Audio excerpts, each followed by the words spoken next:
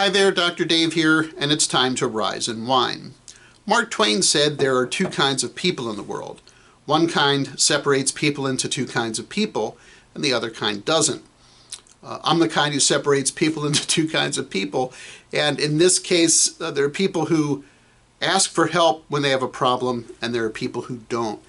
And I don't know all the reasons why there are people who don't ask for help, but it could be that they feel like they should be self-sufficient, like they should be able to figure out everything on their own, and possibly that it's a sign of weakness to ask other people to help you.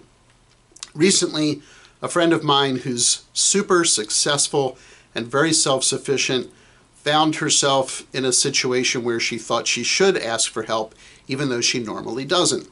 And what was interesting is after she called one person and got some feedback, and that person suggested she call a second person, that in between those two calls, she figured out the solution.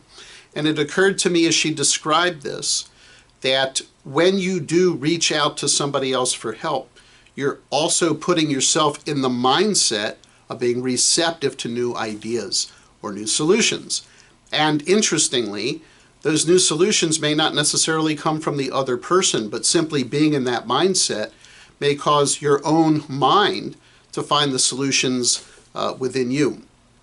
And so it's really interesting to consider, if you are one of those people who doesn't reach out very often for help from others, that there's something about that act that causes that shift in mindset that's super helpful, even beyond just what feedback or questions or mentorship or advice you would get from someone else. That being in that mindset all by itself has some powerful benefits for overcoming problems and finding solutions.